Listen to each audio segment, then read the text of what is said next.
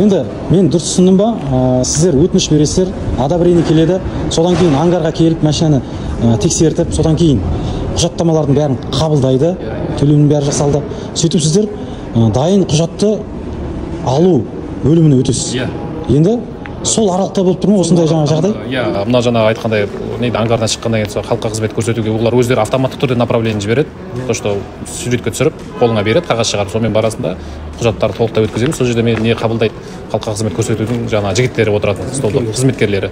Сол жерде қабылдайды да, олар бізге мына қазақ номер таңдатады. Қазақ номер таңдаймыз, техпаспортқа төлейміз, жаңа номерге төлейміз. Содан кейін госпошлина дейді ғой, мынау мемлекеттік неге, бажыға. Соған төлейміз 200 мың теңге. Содан кейін арадан бір жарты сағат болу керек. Соның арасында отказ келеді, көрдіңіз бе? Не полный документ дейді, толықтай құжат емес дейді, былай айтқанда, өздері де білмейді. Бірақ оны білу үшін біз мынау әкімшілік полиция дейді ғой, сол жерде жауап берушілерге барсаңыз, олар сіз мынандай қылып істедіңіз, сіз былай қылып істедіңіз дейді да, ол өздерінің бір нелерін айтады, біз түсінбейтін. Бірақ ол жерде біз айтамыз, қалай онда бізге одобрение берді деген сияқты да мынау. Сонда сіздер бір-бірлеріңізге сенбейсіз ба деген сияқты да, жоғарыдағы жаңа одобрение берген адамдармен сіздер бір-бірлеріңізбен келіспейсіздер ма сонда деген сияқты. Бұл жерде біз білеміз, біздің мынау президентіміз Қасым-Жомарт Кемелұлы ешқандай кедергісіз өтіру керек деген. Мынау өздерінің указаниясы дейді ғой, былай айтқанда, постановлениесінде номер 13, 11, 12 бар ғой мынау.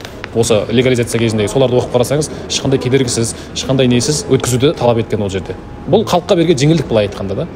Сіздікі де сондай, Менікі де сондай. Мен документтің бәрін қабылдап, сверкадан өтем. Сонның қызметкері мені қабылдайды. Документтердің бәрін. Документ қабылдағаннан кейін бір корешок береді, уже мен выдачаға қатысып. Соның да несі бар ма, көшірмесі? Бәрі көшірмесін, бәрі қолдай, толықтай документтердің бәрі қолыма статып жүреді. Уже мен выдачаға қарата кеткен кезде, күтіп отқан кезде, сонның қызметкері келеді да, менен жаңағы ақша сұрайды. Осыншама бересің, документің дайын болады дейді.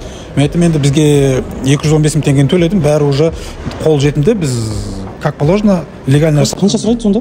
300 мың теңге сұрайды. Менде жоқ дегеннен кейін, онда қазір күте отырыңыз деп, сосын маған құжатын да кіріп береді қолыма.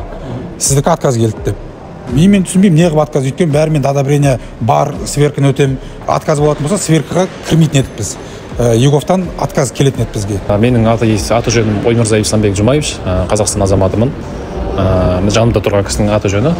Маметов Фарух Асимзанович, Қазақстан азаматымын. Сіздерде мына қазір сот процесі болып жатыр, Исламхан? Бізде қазір мына сот қандай кезеңде қазір? Ол сот процесіміз бізде қазір 2 отырыс болды. Сот процесімізде толықтай дәлелденді. Бұл жерде шетел көлігі ғой, өзіңіз білетіндей, шетел көлігі уақытылы кірген 22 жылдың 1 қыркүйегіне дейін кірген көліктер. Біз одобрение алып, бұл кісіде де солай, менде де мәселеміз бірдей екеуміздің. Соңға дейін барып, ангар дейміз ғой, сверкадан өтіп 215 мың теңгеміз төлеп отказ алған жігіттерміз біз. Осындай бір қиқылда әрекеттерге бола біз қазір мынау недегі органдағы адамдардың сондай түсінбеушіліктерінен, біздің жаңағы заңды дұрыс түсінбегенімізден, олардың соны пайдаланғандығынан деп айтуға болады. Бұл жерде қазір соның бәрі дәлелденіп жатыр мына құжатпен. Сот процесінде толықтай дәлелденді бұл. Ары қарай енді жақсы жаңалық күтудеміз. Бұйырса 17-сі болу керек еді, бірақ ол қазірге мынау менің төленген 215 мың теңгемді төленбеді деп айтып шықты. Қазір біз Каспий банкте не жасап қойдық? Сұраныс қай шотқа түскен, казначействоға түскен болса, толықтай мен төленгенді дәлелдеу үшін соған қазір күтудеміз. Бұйырса бір осы бір жақын арада болып қалу керек. Осындай қазір біздің елімізде болып жатқан мәселенің бәрі, бізде болып жатқан мәселе, біздің артымызда 20 шақты осындай адамдар бар, тағы осы толықтай дәлелденген көліктер кіргендер ше, Қазақстан Республикасына 1 қыркүйекке дейін 22 жылдың. Яғни олар легализацияға жататын автокөліктер, және уақытылы жаңа өтініш берілген, жаңа қажетті төлемдері төленген, құжаттардың барлығы ұсынылған, бірақ алайда мына жаңа ангар деп айтып отырсыз ғой, сол жақтан негізсіз соны атқармаған. Былай айтқанда ол ангар, ол былай айтқанда ангардан өтеді ғой бірінші. Ангардан өтіп толықтай дәлелденеді көліктің бәрі. Дұрыс екен ше. Ол бірінші одобрение дейміз ғой, мақұлдап алып алған соң, содан кейінгі болатын процесс ол сол ангар болады. Ангардан толықтай дәлелденеді. Осы көлік шын мәнінде анау неге сай, құжаттарға сай.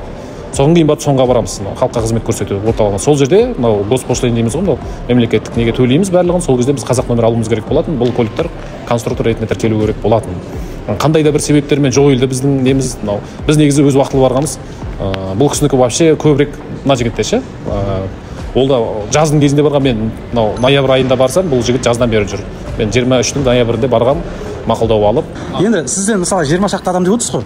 Енді мысалы мен дұрыс түсіндім ба? Тек қана осы выборочно осы 20 шақты адамға ғана осындай подход болған ба, әлде қалғандарына болып олар тек жаңағыдай ресми емес төлемдерді төлеп сөйтіп өтіп кетті ме екен көбісі? Бұл жағына мен енді 100% жауап бере алмаймын. Негізінде ондай да болуы мүмкін. Өйткені енді мен ойладым жалғыз менде шығар деп та, енді бұл жерде ашықша болғаннан кейін ашықшасын айту керек. Негізі мен мынаны барған кезде менен сұраған, жасыратым жоқ, осынша сумманы берсеңіз біз өткіземіз деп. Мен енді бұл мемлекет басшысының қойылған несі талабы осы халыққа жеңілдетілген түрде болғаннан кейін мен айттым, жоқ, мен өзі заңды түрде алдым, заңды түрде қоямын. Енді мен жалғыз өзім шығар десем, бұл кісіден де солай болыпты. Бұл жігіттен де солай сұралған екен. Енді қазіргі таңда соттың шешімі күтіп отырсыз. Күтудеміз, иә, күтудеміз. Шешімі егер де сіздің талап-арызыңызды қанағаттандырса, олар орындап жаңағы сіздің машинаңызды легализовать ету керек. Иә.